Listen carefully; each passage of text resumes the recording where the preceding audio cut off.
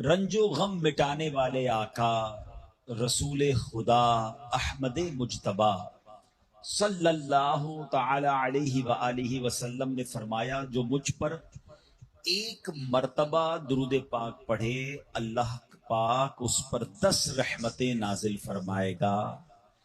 جو مجھ پر 10 بار درود پاک پڑھے رب کریم اس پر 100 رحمتیں نازل فرمائے گا، اور جو مجھ پر 100 مرتبہ درود پاک پڑھے اللہ پاک اس کی دونوں آنکھوں کے درمیان لکھ دے گا کہ یہ بندہ منافقت اور جہنم کی آگ سے آزاد ہے۔ سبحان اللہ۔ نام حضرت پہ لاکھ بار درود، نام حضرت پر لاکھ بار درود، بے عدد اور بے شمار درود ہم کو پڑھنا خدا نصیب کرے، دم بدم اور بار بار درود۔ مومنو آپ پر پڑھے جاؤ با ادب اور با وقار درود۔ جو محب نبی ہے اے کافی، جو محب نبی ہے اے کافی، چاہیے اس کو بار بار درود۔ ذرا غور کیجئے کہ 100 بار درود پاک پڑھنے میں وقت ہی کتنا لگتا ہے، انعام کتنا بڑا ہے کہ اس کی دونوں آنکھوں کے درمیان یہ لکھ دیا جاتا ہے کہ یہ بندہ منافقت اور جہنم کی آگ سے آزاد ہے۔ الصلاۃ والسلام علیک یا رسول اللہ، یہ بھی درود پاک ہے۔ صلی اللہ تعالی علی محمد صلی اللہ علیہ وسلم، یہ بھی درود پاک ہے۔ آپ اگر شارٹ سے مختصر سے درود پاک پڑھنا شروع کریں تو غالباً 15 سے 20 منٹ میکسیمم آپ کے 100 درود پاک پورے ہو جائیں گے، اور انعام اتنا بڑا۔ میں چوٹ کرنے کے لیے کہتا ہوں، اگر ہمیں یہ کہا جائے کہ جناب 100 بار جو درود پاک پڑھے گا اس کو 10,000 روپے ملیں گے، بندہ کہے یار 15 منٹ میں 10,000 روپے، 1000 بار درود پاک پڑھے گا تو 1,00,000 روپے ملیں گے۔ سبحان اللہ۔ اب دنیا کا اگر کوئی انعام اعلان کر دیا جائے تو سارے لوگ اسے کرنے کے لیے تیار ہو جاتے ہیں۔ یہ آخرت کا کتنا بڑا انعام ہے، ہر درود پر 10 رحمتیں۔ آپ یقین کریں کروڑوں روپے خرچ کر کے بھی ایک رحمت نہیں خریدی جا سکتی، اللہ نہ چاہے جس پر رحمت، کون رحمت لے سکتا ہے؟ مگر درود پاک سبحان اللہ، ہر درود پر رحمتیں برس رہی ہیں۔ اس وقت جو حالات چل رہے ہیں، معاملات چل رہے ہیں، ہم سب چاہتے ہیں ہماری بھی حفاظت رہے، ہمارے بچوں کی، ہمارے کاروبار کی، ہمارے گھر بار کی حفاظت رہے، ہم سفر پر جائیں تو خیر سے جائیں، واپس بھی خیر سے آئیں۔ تو سبحان اللہ، مجھے بتائیے جس پر رحمت الہی برستی رہے تو اس کی کیسی حفاظت ہو جائے گی؟ تو گھر سے نکلے تو درود پڑھیں، سفر میں درود پڑھیں، بچوں کو کہیں کہ وہ گھر پہ درود پاک پڑھیں، تو انشاءاللہ یہ سارا رحمتوں کا حصار جو ہے ہمارے ارد گرد رہے گا۔ اللہ مجھے بھی اور آپ کو بھی کثرت سے درود پاک پڑھنے کی توفیق عطا فرمائے۔ آئیے مل کر محبت کے ساتھ بآواز بلند درود پاک پڑھ لیں۔ صلو علی الحبیب صلی اللہ تعالی علی محمد صلی اللہ علیہ وسلم۔ نبی کی شان میں ہو جس قدر درود پڑھو، محبوں پاؤ گے جنت میں گھر درود پڑھو، 1000 درد کو یہ ایک دوا کفایت ہے، 1000 درد کو یہ ایک دوا کفایت ہے، جو پیش آئے ذرا بھی خطر درود پڑھو۔ ایک بار پھر درود پاک پڑھ لے۔ صلو علی الحبیب صلی اللہ تعالی علی محمد صلی اللہ علیہ وسلم۔ میرے پیارے اسلامی بھائیو، علامہ ابن حجر رحمت اللہ تعالی فرماتے ہیں درود پاک ایک نیکی نہیں ہے۔ سبحان اللہ، ہم درود پڑھتے بعضوں کا سمجھتے ہیں ایک نیکی کمال، یہ کئی نیکیوں کا مجموعہ ہے۔ درود پڑھنے سے ایمان تازہ ہوتا ہے، یہ ایک نیکی۔ درود کی برکت سے نبی پاک علیہ الصلوۃ والسلام پر یقین بڑھتا ہے، یہ دوسری نیکی۔ درود پاک پڑھنے میں تعظیم مصطفیٰ ہے، رسپیکٹ آف رسول اللہ صلی اللہ تعالی علیہ وسلم ہے، یہ تیسری نیکی۔ درود پاک پڑھنے سے آخرت پر ایمان پکا ہوتا ہے، یہ چوتھی نیکی۔ درود پاک میں نبی پاک علیہ الصلوۃ والسلام کے احسانات کا ذکر ہے، یہ پانچویں نیکی، اور درود پاک میں نیکوں کے سردار مکی مدنی تاجدار صلی اللہ تعالی علیہ وسلم کا ذکر ہے، اور نیکوں کے ذکر پر رحمت اترتی ہے، یہ چھٹی نیکی ہے۔ ہائے ہائے، نیکیوں کا انبار لگ جاتا ہے اگر بندہ درود پاک پڑھنے والا بن جائے۔ اللہ مجھے اور آپ کو کثرت سے درود پاک پڑھنے کی توفیق عطا فرمائے۔ ایک بار پھر درود پاک، صلو علی الحبیب صلی اللہ تعالی علی محمد صلی اللہ علیہ وسلم۔ ایک واقعہ بڑا مشہور واقعہ ہے اور قرآنی واقعہ ہے۔ ابراہیم علیہ الصلوۃ والسلام اس کی بات نہیں مانتے تھے، وہ اللہ وحدہ لا شریک کی بات کرتے تھے۔ نمرود خدائی کا دعویٰ کرتا تھا۔ بڑے طویل واقعات ہیں کہ کس طرح نمرود کے دربار میں رہ کر حضرت ابراہیم نے حق کی دعوت دی۔ نمرود نے کہا کہ میں خدا ہوں، تو آپ نے فرمایا خدا تو وہ ہے جو زندہ کرتا ہے۔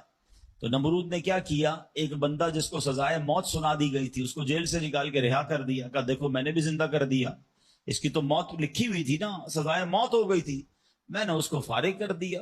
آپ نے فرمایا اللہ تو وہ ہے جو موت دیتا ہے، تو اس نے ایک عام بندے کو پکڑا اور اس کو قتل کا حکم دے دیا، اس کو مار دیا، کہا کہ موت تو میں بھی دیتا ہوں۔ حضرت ابراہیم علیہ السلام نے کہا کہ میرا رب وہ ہے جو مشرق سے سورج کو نکال کر مغرب میں طلوع کرتا ہے، اگر تو خدا ہے تو مغرب سے نکال کر دکھا۔ اب اس کے پاس کوئی جواب نہیں تھا، یہ کیسے کر سکتا ہے کوئی؟ تو بہرحال کمال کا جذبہ تھا، کمال کا یقین تھا اللہ وحدہ لا شریک پر، ایسا یقین، سبحان اللہ۔ اب جب نمرود نے دیکھا کہ کوئی بات یہ ماننے کے لیے تیار نہیں ہے، تو ان بدبختوں نے یہ فیصلہ کیا کہ حضرت ابراہیم علیہ السلام کو آگ میں ڈال دیا جائے۔ اچھا وہ کوئی نارمل آگ نہیں تھی، ایسی آگ نہیں تھی کہ لکڑیاں لگائیں اور جناب بندے کو ڈالنا ہے، ایک ایسی آگ تھی کہ جو اس وقت تک اتنی بڑی آگ لگائی نہیں گئی تھی، اور ایسی آگ تھی کہ کوئی پرندہ بھی اوپر سے گزرتا تھا تو وہ گزر نہیں پاتا، جل کے اس کے اندر کوئلہ بن جاتا تھا۔ اور حضرت ابراہیم علیہ الصلوۃ والسلام کو اس آگ میں پھینکا جانے لگا۔ دیکھیں آج بھی اگر کوئی جیل میں قید ہو نا، سزا سنا بھی دی گئی ہو، تو اس کو یقین ہوتا ہے کہ کوئی نہ کوئی راستہ نکل آئے گا، ضمانت ہو جائے گی۔ یہاں تک کہ سزائے موت کے قیدیوں کو بھی یقین ہوتا ہے کہ چلے کوئی نہ کوئی چانس ہوگا، کوئی سزا معاف ہو جائے گی، کوئی عمر قید میں تبدیلی ہو جائے گی۔ سنا ہے پاکستان کی جیلوں میں کئی سال سے لوگ ہیں سزائے موت کے قیدی ہیں، مگر ان کو سزائے موت نہیں ہو رہی، تو کوئی نہ کوئی یقین یا امید رہتی ہے۔ حضرت ابراہیم علیہ السلام کو آگ میں پھینک دیا گیا ہے، اپنی طرف سے اچھال دیا گیا۔ تو جبریل امین آئے اور آ کر کہا کہ اے ابراہیم کوئی حاجت ہے تو بتائیں۔ حضرت ابراہیم علیہ السلام کہتے ہیں مجھے تم سے کوئی حاجت نہیں ہے۔ کہا پھر جس سے حاجت ہے اس کو بتا دینا، اللہ رب العالمین کی بارگاہ میں تو عرض کریں۔ تو آپ نے کہا حسبی من سؤالی علمہ بحالی، اے جبرائیل میں کس حال میں ہوں میرا رب کریم جانتا ہے، اس کا جاننا میرے مانگنے سے بہتر ہے۔ اب یقین کا لیول تو دیکھیں نا، اللہ دیکھ رہا ہے نا، میرے مانگنے سے بہتر یہ کہ وہ جانتا ہے، اس نے دیکھا ہے، اسے معلوم ہے مجھے آگ میں ڈالا جا رہا ہے، اگر وہ راضی تو میں بھی راضی۔ پنجابی شاعر کہتے ہیں نا، جے سونا میرے دکھ وچ راضی میں سکھ نو چلے پاوا ہوں، اگر میرا مالک میرے دکھ میں راضی ہے تو میں نے سکھ کو کیا کرنا ہے۔ یہ کیسا یقین تھا، مگر اس یقین کا نتیجہ کیا نکلا کہ قرآن میں رب فرماتا ہے یا نار کونی بردا و سلاما علی ابراہیم۔ پھر آگ کو رب نے کیا حکم دیا، ذرا سمجھیے گا بات کو، اللہ کی قدرت کا کیسا نظارہ ہے اس واقعے میں۔ مجھے بتائیے آگ کا کام کیا ہے؟ آگ کا کام تو جلانا ہی ہے نا، عقل بھی کہتی ہے، سائنس بھی کہتی ہے، تجربہ بھی کہتا ہے، جب بھی آگ ہے کوئی چیز ڈالو جلی جاتی ہے۔ مگر اسی آگ کو رب نے کیا حکم دیا، اے آگ ابراہیم پر ٹھنڈی اور سلامتی والی ہو جا۔ اللہ اکبر، حضرت ابراہیم کا ایمان ایسا تھا، یقین ایسا تھا کہ اتنی بڑی آگ جو ہے حضرت ابراہیم کے لیے گلزار بن جاتی ہے، باغ بن جاتی ہے۔ اچھا پھر ہوا کیا کہ نمرود جو ہے कुछ दिनों के बाद, ऐसा नहीं फौरन, कुछ दिनों तक आग जलती रही। हजरत इब्राहिम उसमें डाले जा चुके थे। नमरूद ने सोचा देखूं तो सही कि इब्राहिम का हाल क्या हुआ है। वो अपने महल की छत पर चढ़ गया और छत पर चढ़ने के बाद उसने आग की तरफ देखा। वो हैरान हो गया कि हजरत इब्राहिम उस इतनी बड़ी आग में ऐसे बैठे हुए हैं जैसे बंदा बाग में बैठा होता है। बिल्कुल उस आग ने कोई बाल भी बीका नहीं किया। हजरत इब्राहिम चंद मिनटों या चंद घंटों में नहीं रहे। तफासीर में लिखा कि हजरत इब्राहिम अलैहिस्सलाम उस आग में एक रिवायत के मुताबिक 7 दिन और एक रिवायत के मुताबिक 40 दिन उस आग में रहे, मगर जब आप बाहर आते हैं तो आग की ने कोई असर आप पर नहीं डाला। अल्लाह अकबर। अच्छा, फिर उसने क्या किया? नमरूद ने यह किया कि हो सकता है ये आग की जो ना कि कैटेगरी ठीक नहीं है, ये आग जलाने वाली आग नहीं है। तो नमरूद ने प्रैक्टिकल करने के लिए एक और बंदे को उस आग में डाल दिया। हजरत इब्राहिम उस आग में मौजूद हैं और बड़े नॉर्मल तरीके से बैठे हुए हैं, आग जल रही है। तो नमरूद ने एक और शख्स को आग में डाला। जैसे ही वो बंदे को आग में डाला, उस आग ने उस बंदे को जलाकर राख कर दिया। यानी उस आग का काम जलाना था, मगर मेरा रब जिसके लिए चाहे वो आग गुलजार बन सकती है। अल्लाह अकबर। आप अलैहिस्सलाम का जब ये मौजज़ा लोगों ने देखा तो कई लोग कलमा पढ़कर मुसलमान हो गए, मगर नमरूद के नसीब में ईमान नहीं था। लेकिन इस वाक़े से सीखने को क्या मिला? यकीन, बिलीफ, अल्लाह पर भरोसा। और अगर रब पर भरोसा होना तो ऐसे काम आज भी अपनी आंखों से हम देख सकते हैं। हाँ, शायर मशरिक कहते हैं ना, अगर आज भी हो इब्राहिम सा ईमान पैदा, there is only one condition, ईमान वो चाहिए, यकीन वो चाहिए। अगर आज भी हो कैसा ईमान? इब्राहिम सा ईमान पैदा, आग कर सकती है अंदाजे गुलिस्तां पैदा। आज भी गमों की आग बाग बनेगी, आज भी आपकी मुश्किलों की आग बाग बनेगी, मगर प्रॉब्लम ये कि ये भरोसा कहां है, वो यकीन कहां है? अल्लाह पर डगमगा गए हम लोग, हमारे यकीन और भरोसे हिल गए हैं। अल्लाह अकबर। आइए एक और वाकया सुनते हैं। हजरत अबू मुस्लिम खौलानी रहमतुल्लाह तआला अलैह, इनको उम्मत का हकीम कहा जाता था। बड़े कमाल की शख्सियत और बड़े अक्लमंद और दाना थे। आपके दौर में, आप यमन में रहते थे और आप ताबई बुजुर्ग हैं। ताबई किसको कहते हैं? जिसने किसी सहाबी को ईमान की हालत में देखा हो और उसका खात्मा भी ईमान पर ही हुआ हो। ताबई, सुभान अल्लाह, वो ताबई बुजुर्ग थे, यमन में रहते थे। आपके दौर में एक शख्स था असवद अंसी।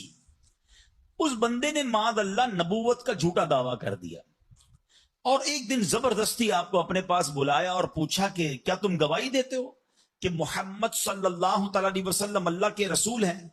कहा हाँ बिल्कुल, मेरे आका अलैहिस्सलाम अल्लाह के नबी हैं, सच्चे नबी हैं, वो मेरे आका हैं, मैं उन पर ईमान रखता हूं।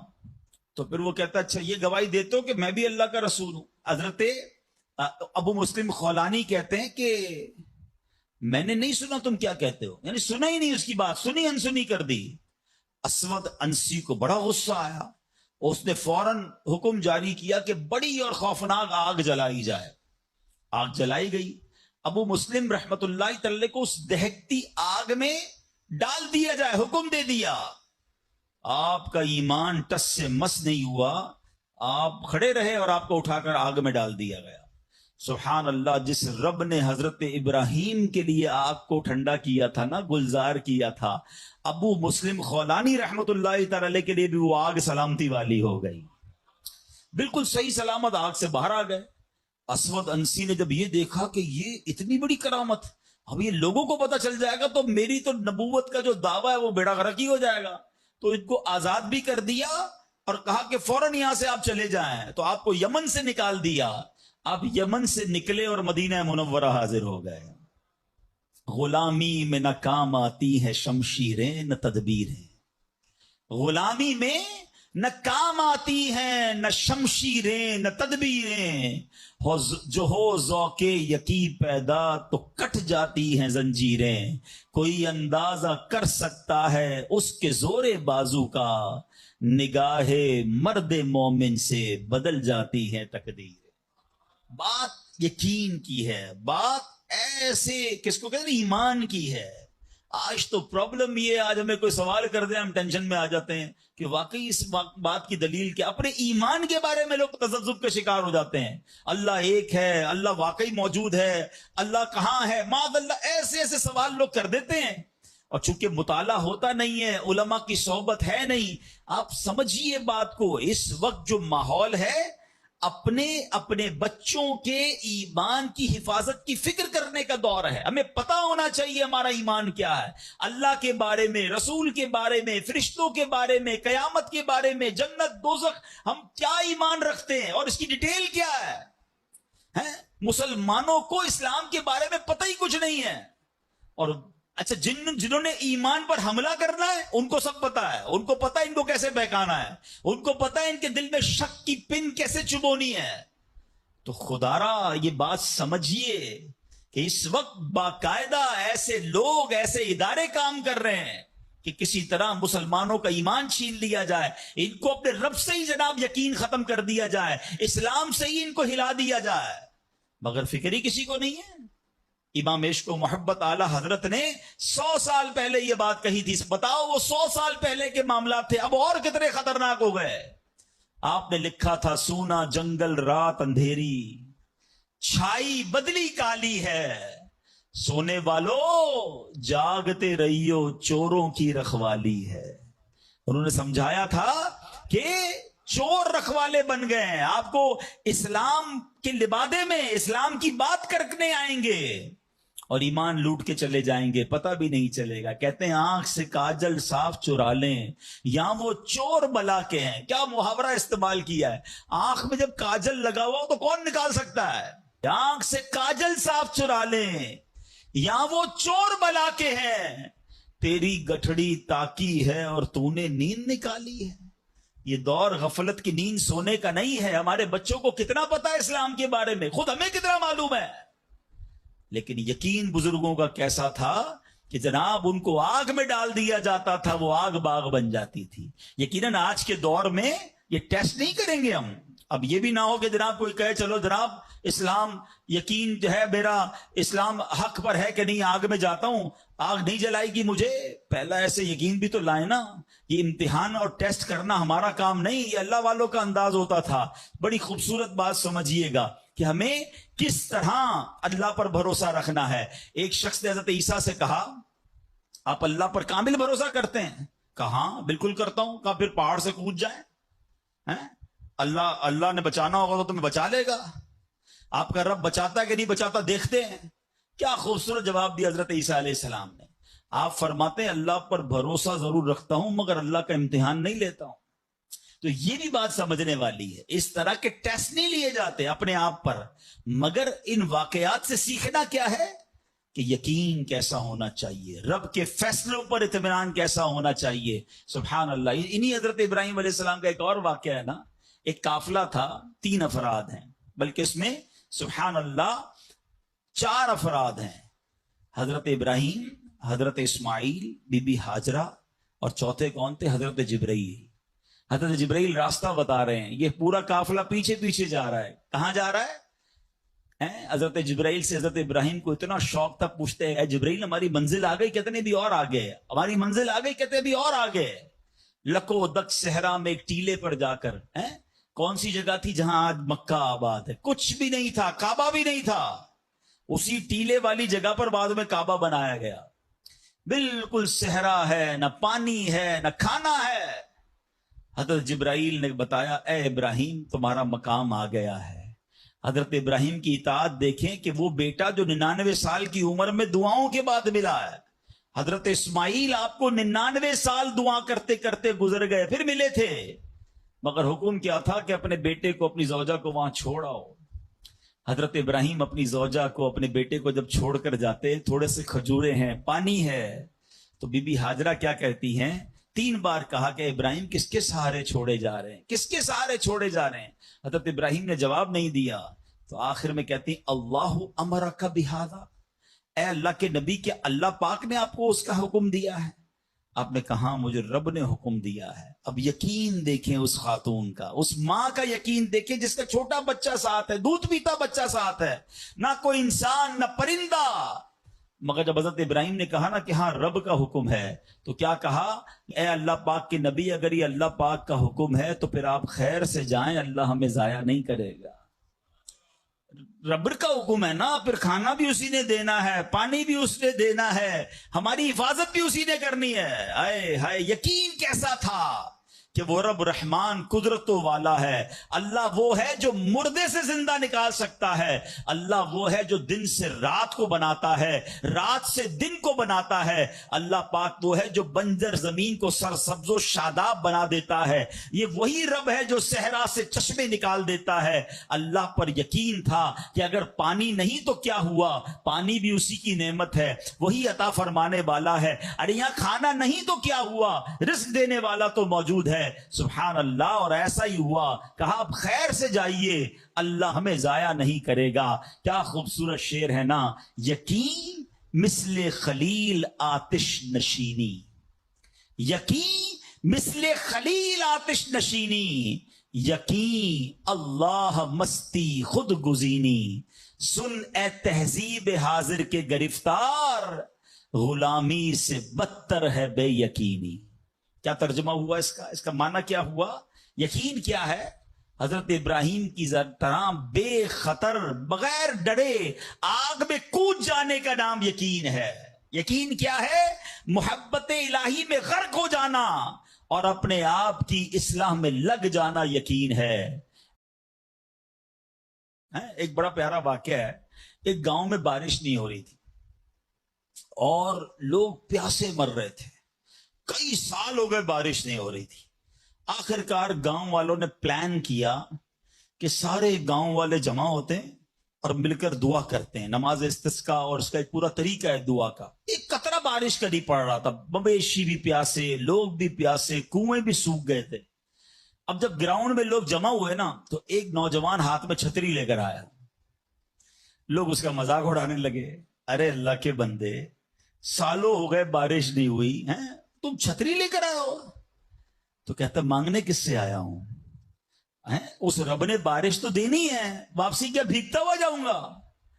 اور علماء کہتے ہیں جب دعا شروع ہوتی ہے تو اتنی بارش ہوتی ہے کہ پورا گاؤں بھیگتا جاتا ہے, وہ نوجوان چھتری کے سائے میں جا رہا ہے. فرمایا یہ اس نوجوان کا یقین تھا جس کی وجہ سے یہ بارش ہوئی ہے. کاش یہ بات سمجھ آ جائے. ارے رب پر بھروسہ نہیں کرو گے تو کس پر بھروسہ کرو گے؟ اپنے دین پر, اللہ رسول کے فرمان پر ہی ہمیں بھروسہ نہیں ہے. غور کیجئے, یہ یقین لے آؤ واپس, زندگی میں موج آ جائے گا. زندگی اتنی پرسکون ہو جانی ہے اگر اللہ کے فیصلوں پر یقین آ جائے, اللہ کی عطاؤں پر یقین ہو جائے, آخرت کے وعدوں پر یقین ہو جائے, نبی پاک کی حدیثوں پر یقین ہو جائے. اعلیٰ حضرت رحمت اللہ تعالی علیہ کا کیسا یقین تھا. ایک بار غالباً اپنی والدہ کے ساتھ حج پر جا رہے تھے. اس زمانے میں پانی کے شپ جاتے تھے. اتنا زبردست رف سی ہو گیا, طوفان آ گیا, لوگ ڈر گئے, کلمے پڑھنے لگے, یہاں تک کہ لوگوں نے کفن نکال لی ہے کہ چلو کفن پہن لے, ڈوبنے والا ہے جہاز. اعلیٰ حضرت امام اہل سنت مفتی ہیں, ٹھیک ہے نا, اتنے بڑے مفتی ہوتے ہوئے نے اپنی والدہ کو کہا میں اللہ کی قسم کھا کر کہتا ہوں جہاز نہیں ڈوبے گا. تھوڑی دیر ہوئی تو ایسا ہی ہوا, جہاز کو کام ڈاؤن ہو گیا, سب خیر سے پہنچ گئے. تو ماں نے کہا بیٹا اتنی بڑی قسم کیسے کھا لی تم نے؟ کہ میں نے نبی پاک علیہ الصلوۃ والسلام کا فرمان سنا ہے, جو کشتی میں بیٹھ کر یہ دعا پڑھ لے, بسم اللہ مجریہا و مرساہا ان ربی لغفور الرحیم, وہ کشتی نہیں ڈوبے گی. میں اللہ کی قسم کھا کے کہتا ہوں کہ میرے نبی نے فرمایا نا, وہ یقین تھا. ہم کتنی بار دعا پڑھتے ہیں مگر دعا پڑھ کے بھی کہتے ہیں پتہ نہیں قبول ہوگی نہیں ہوگی, پڑھ لیتے ہیں. یہ والی چیز نکال دیں. وظیفے ہمارے کیوں نہیں لگتے؟ لوگ کہتے ہیں وظیفہ پڑھ رہا ہوں مسئلہ نہیں ہو رہا, تعویذ لیا پھر بھی مسئلہ. تعویذ پہنتے وقت بھی خیال ہی ہوتا ہے چلو یار پہن لیتے ہیں, پتہ نہیں ہونا ہے نہیں ہو تو کچھ نہیں ہونا. وظیفہ پڑھ رہے ہیں اور کہہ رہے پتہ نہیں ہوتا. پہلے یقین لائیں. اچھا ڈاکٹر بھی یہی کہتے ہیں, یہ صرف اب یہ وظائف اور ان چیزوں میں نہیں, آپ اگر ڈاکٹر پر بھی یقین نہ رکھیں نا کہ یار اس کی دوائی پتہ نہیں کام کرتی ہے نہیں کرتی, کیونکہ بہت ساری چیزوں کے پیچھے یقین, ول پاور. بڑا خوبصورت جملہ میں نے کتاب میں پڑھا تھا, کہ جو لوگ کہتے ہیں یہ ہو جائے گا ان سے ہو جاتا ہے، جو لوگ کہتے ہیں یہ نہیں ہوگا ان سے نہیں ہوتا ہے۔ کاش یہ بات سمجھ آ جائے آپ کو، ہو جائے گا، اب کر لو گے۔ بڑے بڑے کام لوگ کر جاتے ہیں، میں کر لوں گا انشاءاللہ، پتہ نہیں ہوگا نہیں ہوگا، ٹرائی کر لیتا ہوں، پہلے ہی سمجھ لو نہیں ہوگا۔ اندر حوصلہ تو لائیں نا، یقین تو لائیں۔ اگر رب پر ہی بھروسہ نہیں ہوگا تو ہم کدھر جائیں گے؟ اب ذرا سنیے گا، امیر اہل سنت نے ایک بڑا پیارا واقعہ اپنے رسالے میں لکھا کہ ایک ڈاکوؤں کا گروہ جو تھا ڈکیتی کے لیے ایک جگہ پہنچا، تو وہاں کھجور کے 3 درخت تھے۔ ایک درخت خشک تھا، یعنی اس میں پھل نہیں لگے ہوئے تھے، دوسرا درخت پھلدار تھا۔ تو ڈاکوؤں کا سردار نے دیکھا کہ ایک چڑیا جو ہے وہ پھلدار درخت سے اڑتی ہے، خشک درخت پر جاتی ہے، واپس پھلدار درخت پہ آتی ہے، پھر خشک درخت پر جاتی ہے۔ تو اس نے کہا چکر لگائی جا رہی ہے، کوئی ماجرا ہے۔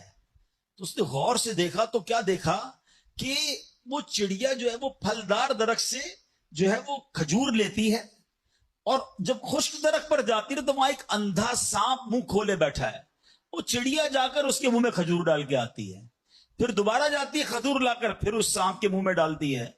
وہ جب ڈاکوؤں نے دیکھا تو وہ تو حیران ہو گیا، رونے لگ گیا کہ اے اللہ پاک، یہ وہ جانور ہے سانپ جس کو مارنے کا حکم تیرے پیارے حبیب علیہ الصلوۃ والسلام نے دیا ہے، کیونکہ یہ مسلمانوں کو تکلیف پہنچاتا ہے، مگر تو نے جب اس کی آنکھیں لی تو اس کے رزق کا انتظام کر دیا، اور ایک چڑیا کی ڈیوٹی لگا دی کہ وہ جا کر اس کو کھانا پہنچائے۔ تو میں تو اشرف المخلوقات ہوں، میں تیرے بندوں کو لوٹ رہا ہوں، اے اللہ تو میری توبہ قبول فرما، میں آئندہ ایسا نہیں کروں گا۔ یہ رونے لگا، اب یہ سوچ رہا ہے، سبحان اللہ۔ تو اللہ اکبر، غیب سے آواز آئی کہ اے فلاں، میری توبہ کا دروازہ کھلا ہوا ہے۔ ڈاکو کہتا ہے یا اللہ میں نے توبہ کی۔ پھر غیب سے آواز آئی ہم نے تیری توبہ قبول کر لی۔ اچھا، جب اس نے توبہ کی تو اس کے سارے ساتھی سن رہے تھے کہ سردار آپ نے توبہ کی، ہم نے بھی توبہ کی۔ کہا سوچو تو صحیح، ہم ڈکیتی کر رہے ہیں، ہم چوری کر رہے ہیں، رب جب اس اندھے سانپ کو روزی دے گا تو ہمیں کیوں نہیں دے گا؟ ہم اللہ کی قدرت پر یقین کیوں نہ رکھیں؟ سب نے توبہ کر لی۔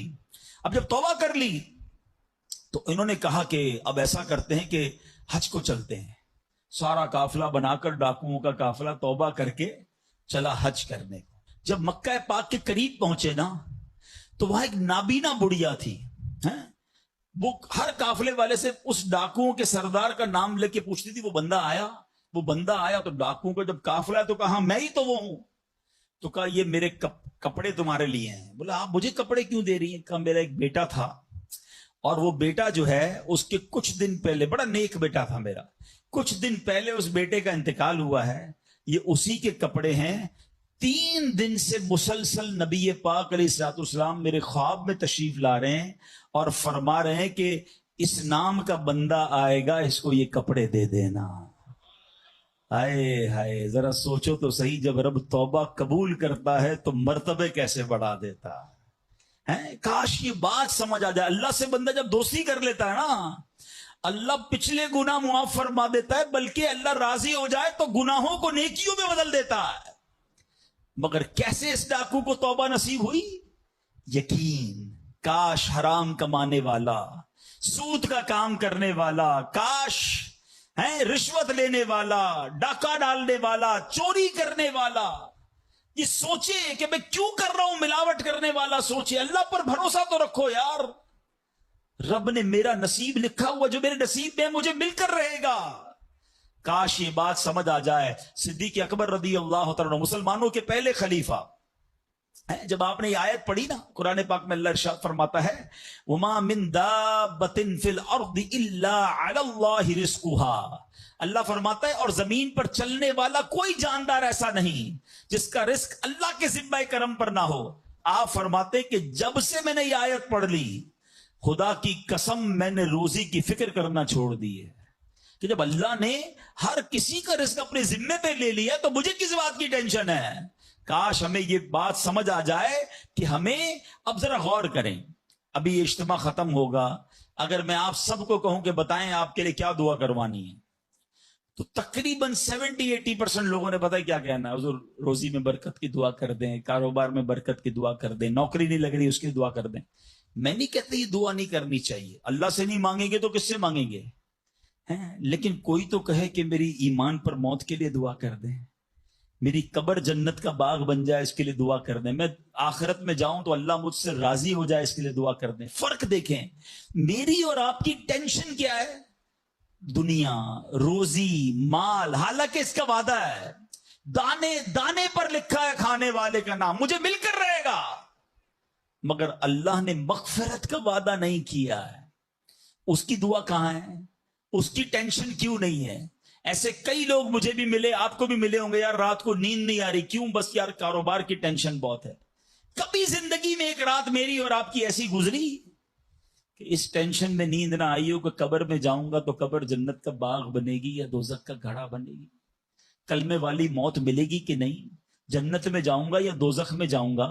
میزان عمل پر جب اعمال تولے جائیں گے، گناہ کا پلڑا بھاری ہوگا یا نیکیوں کا پلڑا بھاری ہوگا؟ یار آج جون جولائی کی گرمی، ہیٹ سٹروک کی باتیں ہو رہی ہیں، 50 ڈگری میں حال برا ہو گیا، سورج 1 میل پر جب ہوگا اور لوگوں کی پیاس زبان سے باہر زبانیں آئیں گی، مجھے جام کوثر نہ ملا تو میرا کیا بنے گا؟ کبھی اس کی ٹینشن، اس کا وعدہ نہیں ہے، یہ اللہ سے دعا کرنی ہے، اس کے لیے کوشش کرنی ہے۔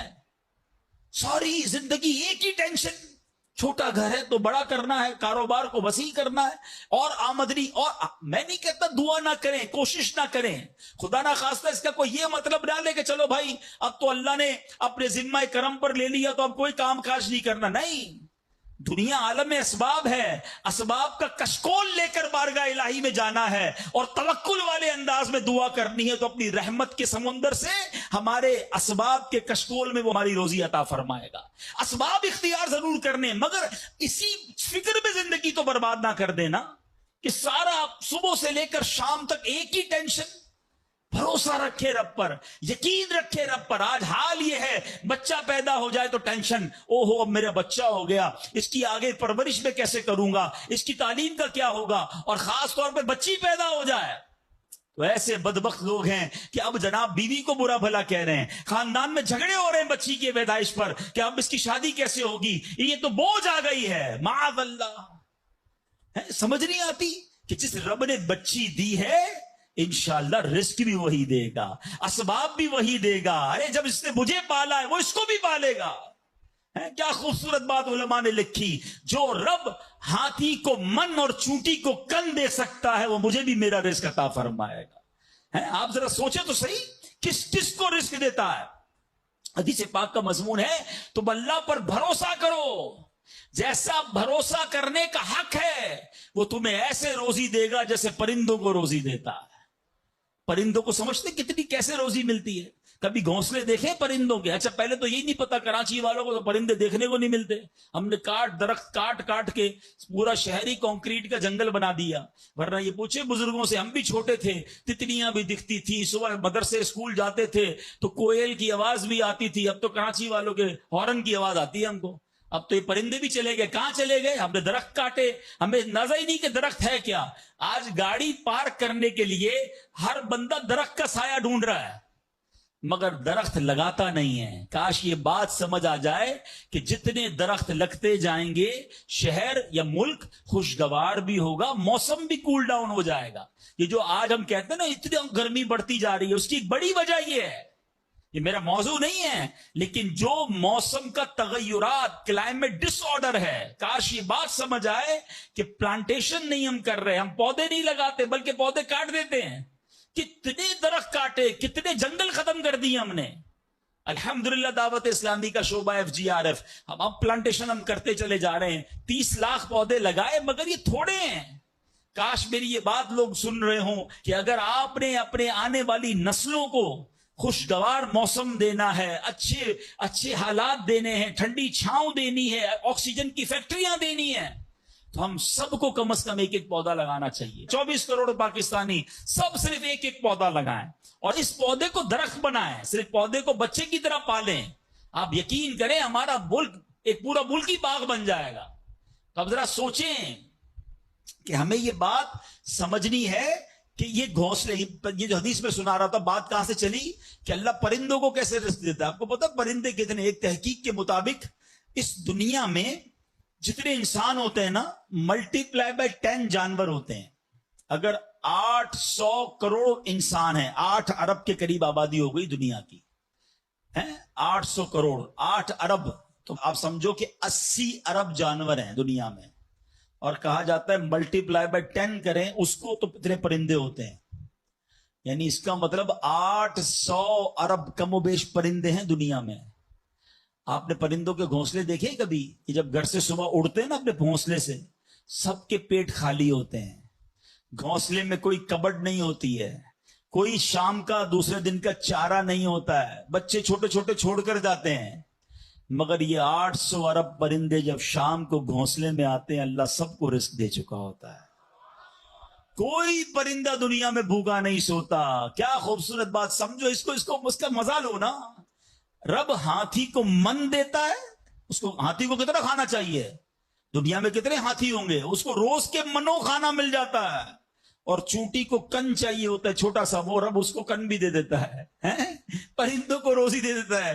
اور جو اشرف المخلوقات ہیں وہ ٹینشن کھا رہے ہیں, وہ کبھی بلڈ پریشر کی گولی, تو کبھی شوگر کی گولی, کبھی ڈاکٹر کے پاس, ٹینشن بہت ہے ڈاکٹر صاحب 2 سال بعد کیا ہوگا, مارکیٹ ڈاؤن. ارے بھائی تب سب چیزوں کا وعدہ ہے اور تم اس ٹینشن میں رہ گئے.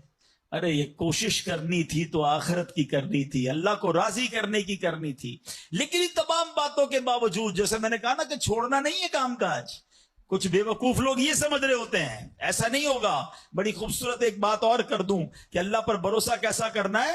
ایک صوفی بزرگ شیخ سعدی لکھتے ہیں کہ ایک شخص تھا, گھر سے محنت مزدوری کے لیے, کام کاج کے لیے نکلا.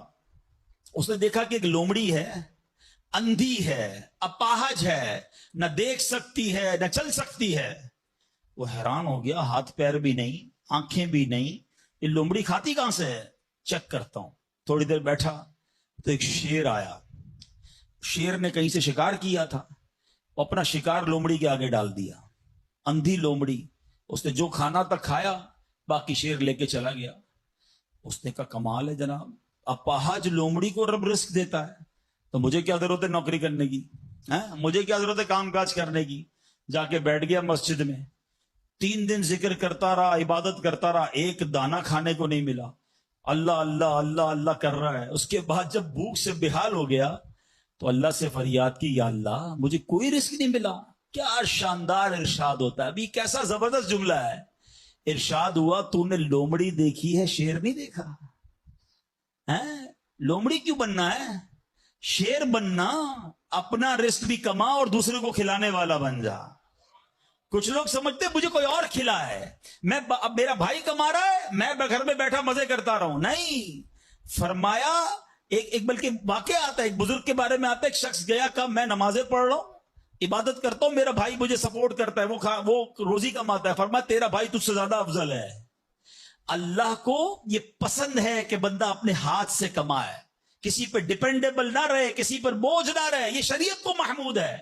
کوشش کرنی ہے, پھر اس کے بعد اللہ پر چھوڑ دینا ہے. کوشش سے انکار نہیں ہے, مگر صرف کوشش کرتے کرتے نمازیں بھی جا رہی ہیں, بھروسہ بھی رب پہ جا رہا ہے, یقین بھی ختم ہو رہا ہے, صبح سے شام مال کما رہا ہے, یہ پسندیدہ نہیں ہے.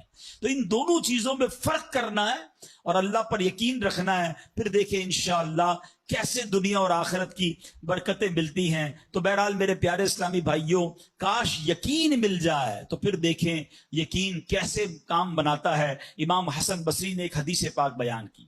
آپ فرماتے ہیں, حدیث سنیے گا. پیارے آقا علیہ الصلوۃ والسلام فرماتے ہیں, لوگوں کو اس دنیا میں سب سے بہترین چیز یقین اور عافیت عطا کی گئی ہے. لہذا اللہ پاک سے ان دونوں چیزوں کو سوال کیا کرو. اللہ سے یقین مانگے اور اللہ سے عافیت مانگے. امام حسن بصری جب حدیث پاک بیان کی نا تو فرمایا, رسول اکرم علیہ الصلوۃ والسلام نے سچ فرمایا, یقین ہی کی برکت سے جنت ملتی ہے, یقین ہی کی برکت سے آدمی جہنم سے دور بھاگتا ہے, یقین ہی کی برکت سے فرائض پورے ادا کرتا ہے, یقین ہی کی برکت سے آدمی ایمان پر ثابت قدم رہتا ہے, اور عافیت میں بڑی بھلائی رکھ دی گئی ہے. اے کاش ہمیں یقین ملے, ہمیں عافیت ملے. حدیث پاک میں آتا ہے, حدیث قدسی ہے, اللہ پر کیسا بھروسہ رکھنا ہے, انا عند ظن عبدی بی, میں اپنے بندے کے گمان کے نزدیک ہوتا ہوں جو مجھ سے رکھے. مفتی احمد یار خان نعیمی اس حدیث پاک کے تحت فرماتے ہیں یہاں عبد سے مراد بندہ مومن ہے، یعنی بندہ میرے بارے میں جیسا یقین رکھے گا میں ویسا ہی اس کے ساتھ معاملہ کروں گا. بس یہ سمجھ لو آج بات، میرا اللہ بہتر فرمائے گا، رب میرے لیے بہترین فیصلہ کرے گا. وہ مجھے پالنے والا ہے، میری ماں سے زیادہ چاہنے والا. یقین تو کرو نا اس پر. لوگوں کو اللہ پر ہی یقین نہیں رہا ہے. میرا تو کام ہی خراب ہو جاتا ہے، اللہ معاذ اللہ، اب اس میں کفریہ کلمات بھی کہہ دیتے ہیں. میرا تو جناب مسئلہ ہی حل نہیں ہوتا، میری دعا تو رب سنتا ہی نہیں ہے، میری مشکل آسان وہ کرتا ہی نہیں ہے. تم کھڑے نہیں ہو سکو گے. تم اللہ پر، اللہ سے بدگمان نہ رہنا. اللہ کرے کہ انسان یہ سمجھ جائے کہ مجھے رب پر اچھا گمان رکھنا ہے. شاعر کہتے ہیں نا، جو سوچتا ہوں وہی بات ہونے لگتی ہے. پوچھو پازیٹیو لوگوں سے، ان کے ساتھ پازیٹیو جب سوچتے ہیں پازیٹیو ہونے لگتا ہے. جو سوچتا ہوں وہی بات ہونے لگتی ہے. جڑا ہوا ہے زمانہ میرے گمان کے ساتھ. اچھا سوچو گے تمہیں اچھا ملے گا. اب غور فرمائیے، جب یہ ذہنی بندہ بنا لے یار سچ سے کاروبار نہیں چلتا، تو پھر آپ کو برکت کاروبار میں کیسے ملے گی؟ پہلے ہی آپ نے یقین کر لیا ہے. جب یہ ذہن بنا لے کہ نماز کے لیے وقت نکالا تو کام میں نقصان ہو جائے گا، تو پھر کام میں ترقی بھی نہیں ملے گی. اب ذہن بنا لیا کہ ترقی کے لیے صرف دنیا کی ڈگریاں کمانی ہیں، تو پھر قرآن کریم کی برکات کہاں سے نصیب ہوں گی؟ جب یہ ذہن بنا لیا کہ آج نیکی کا دور ہی نہیں ہے، کچھ لوگوں کا ذہن بن گیا ہے بھائی جناب کوئی نیکی کا دور نہیں ہے، تو پھر نیکی کی برکت بھی نہیں ملے گی. ذہن پازیٹیو رکھیں، ذہن اچھا رکھیں، انشاءاللہ آپ دیکھیں آپ کے ساتھ اچھا ہونا شروع ہو جائے گا. میرے پاس وقت کم ہے ورنہ اس پر تو پوری ریسرچ موجود ہے. آپ پازیٹیو سوچتے ہیں تو پازیٹیو انرجیز آپ کی طرف متوجہ ہو جاتی ہیں. اب تو سائنس بھی کہتی ہے نیگیٹو سوچتے ہیں تو نیگیٹو انرجیز آپ کی طرف متوجہ ہوتی ہیں. آپ ڈی مورلائز ہونا شروع ہو جاتے ہیں، آپ کے حوصلے ٹوٹنا شروع ہو جاتے ہیں. اور جس کو ول پاور کہا جاتا ہے، جس کو اچھا سوچنا کہا جاتا ہے، اگر بندہ یہ کرنا شروع کر دے پھر دیکھیں اس کے کام کیسے بن جاتے ہیں. تو اللہ کرے کہ بھئی یہ بات سمجھ آ جائے کہ ہمیں اپنے رب سے انشاءاللہ یقین حاصل کرنا ہے. حضرت خالد بن معدان رحمت اللہ تعالی علیہ فرماتے ہیں تعلموا الیقین کما تعلموا القرآن، یعنی یقین کو بھی ایسے ہی سیکھا کرو جیسے قرآن سیکھتے ہو. میں نے بھی اسے سیکھ کر حاصل کیا ہے. سبحان اللہ. اب یقین سیکھنے کے لیے، یقین حاصل کرنے کے لیے علماء نے بڑے طریقے لکھے. پہلے تو بندہ دعا کرے کہ اے اللہ مجھے اپنا یقین عطا فرما. بڑی پیاری دعا حضرت ابوبکر صدیق کیا کرتے تھے، اللہم حب لی ایمانا و یقینا و معافاتا و نیہ. اے اللہ مجھے پکا ایمان، پختہ یقین، عافیت اور سچی نیت عطا فرما.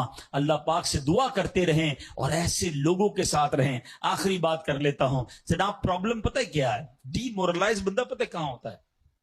اس کا یقین متزلزل کب ہوتا ہے؟ وہ کیسے شک اور شبے والی لائف میں آ جاتا ہے؟ یہ صحبت سے ملتا ہے. آپ جب اللہ پر پکا یقین کرنے والے لوگوں میں بیٹھتے ہیں نا، آپ کا یقین بھی بڑھنا شروع ہو جاتا ہے. یار اس کو اللہ پر کتنا بھروسہ ہے. بیمار ہے پھر بھی کہتا ہے میرا رب کریم ہے، پریشان ہے پھر بھی کہتا ہے اللہ کی رضا پر راضی ہوں، میرا رب سب ٹھیک کر دے گا. جب ایسے لوگوں کے ساتھ آپ بیٹھتے ہیں نا، آپ کا یقین توکل بھی مضبوط ہونا شروع ہو جاتا ہے، بندہ اسٹرانگ ہونا شروع ہو جاتا ہے. اور جب بندہ بیٹھتا اٹھتا ہی ایسے لوگوں میں ہے جو ہر وقت مایوسی کی باتیں کرتے ہیں، ہر وقت جناب آنے والے خطرات اور پریشانیوں کا ہی ذکر کرتے رہتے ہیں، ارے بھائی کچھ نہیں ہونا، سب برباد ہو گیا ہے، سب ختم ہو گیا. ان کے پاس جب بیٹھو ایسا لگتا ہے سب کچھ تباہ ہونے والا ہے. ایسے لوگوں کے ساتھ نہ بیٹھیں، حوصلے والے لوگوں کے ساتھ بیٹھیں، توکل والے لوگوں کے ساتھ بیٹھیں، اللہ سے محبت کرنے والوں کے ساتھ بیٹھیں. پھر دیکھیں انشاءاللہ آپ کے کام کیسے سیدھے ہو جائیں گے. ایک آخری بات چلے کر لیتا ہوں، اللہ پر بھروسہ، اللہ کے فیصلوں پر یقین کیسے حاصل ہو؟ مجھے یہ کیسے پتا چلے کہ یار یہ چیز میرے لیے بہتر ہے؟ میں نے کئی بار اپنے بیانات میں یہ اگزامپل دی ہے، میں دوبارہ دے دیتا ہوں شاید کسی کے دل پر اثر کر جائے. میں مثال دیتا ہوں. ہمیں بعض اوقات بندہ پتہ ہے اللہ سے یقین کہاں ٹوٹتا ہے؟ جب بندہ دعائیں مانگتا ہے، التجائیں کرتا ہے، بڑی رو کر التجا کرتا ہے، مصیبت میں ہوتا ہے، اس کو کوئی چیز چاہیے ہوتی ہے اور اس کو نہیں ملتی ہے، تو بندہ کہتا ہے رب تو میری سنتا ہی نہیں ہے. اتنی دعائیں کی، مسجد میں جا کے کی، مکے مدینے میں جا کے کی، فلاں بزرگ سے بھی دعا کرے، نہیں ہو رہا میرا کام۔ جب بندے کا کام نہیں ہوتا نا تو اس کو لگتا ہے کہ یار میں اللہ پر کیسے بھروسہ کروں۔ یہاں جا کر شیطان حملہ کرتا ہے۔ اب آئیے اس وسوسے کو کیسے ختم کریں۔ آپ میں سے کئی ایسے مجھے نظر آ رہے ہیں جو والد ہوں گے یا بڑے بھائی ہوں گے، آپ کا کوئی چھوٹا بیٹا یا چھوٹا بھائی ہو اور بیمار ہو جائے، اس کو بخار ہو جائے، گلا خراب ہو جائے اور وہ رونے لگے کہ ابو میں نے آئس کریم کھانی ہے، میں نے ٹھنڈا شربت پینا ہے۔ اچھا بتائیے، آپ اسے ٹھنڈا شربت پلائیں گے؟ وہ رو رہا ہے آپ کے سامنے، آئس کریم کھلائیں گے اسے؟ جواب دیجئے، نہیں، وہ رونے دیں گے آپ اس کو۔ آپ کا ایک دوست برابر میں بیٹھا ہو اور کوئی کہے یار کیسے ظالم ابو ہیں، بچہ رو رہا ہے، دے دینا اسے آئس کریم، تو آپ ایک جواب دیتے ہیں میں والد ہوں، مجھے پتا ہے اس کو کب کیا دینا ہے۔ ایسا ہی ہے نا؟ اب ذرا دل پر ہاتھ رکھ کے میرا جملہ سننا، تم والد ہو، تمہیں پتا ہے بیٹے کو کب کیا دینا ہے، میرے مالک کو نہیں پتا مجھے کب کیا دینا ہے۔ میں رو رہا ہوں، میں گر گڑا رہا ہوں، میں تڑپ رہا ہوں، وہ نہیں دے رہا، ارے یہی بہتر تھا۔ ہو سکتا ہے کہ میں جو مانگ رہا ہوں مجھے مل جاتا تو میرے لیے اور برا ہوتا۔